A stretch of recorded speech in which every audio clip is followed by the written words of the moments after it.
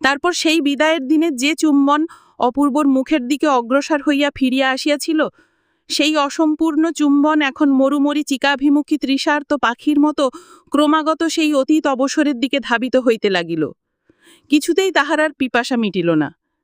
এখন থাকিয়া থাকিয়া মনে কেবল উদয় হয়, আহ, অমুক সময়টিতে যদি এমন করিতাম, অমুক প্রশ্নে যদি এই উত্তর দিতাম, তখন যদি এমন হইত। অপূর্বর মনে এই বলিয়া ক্ষোভ জন্মিয়াছিল যে মৃন্ময়ী আমার সম্পূর্ণ পরিচয় পায় নাই। মৃন্ময়ীও আজ বসিয়া বসিয়া ভাবে, তিনি আমাকে কি মনে করলেন, কি বুঝিয়া গেলেন। অপূর্ব তাহাকে যে দুরান্ত চপল অবিবেচক নির্বোধ বালিকা বলিয়া জানিল, পরিপূর্ণ হৃদয়ামৃত ধারায় প্রেম পিপাসা মিটাইতে সক্ষম রমণী বলিয়া পরিচয় পাইল না, ইহাতেই সে পরিতাপে লজ্জায় ধিক্কারে পীড়িত হইতে লাগিল। চুম্বনের এবং সোহাগের সেই ঋণগুলি অপূর্বর মাথার বালিশের ওপর পরিশোধ করিতে লাগিল।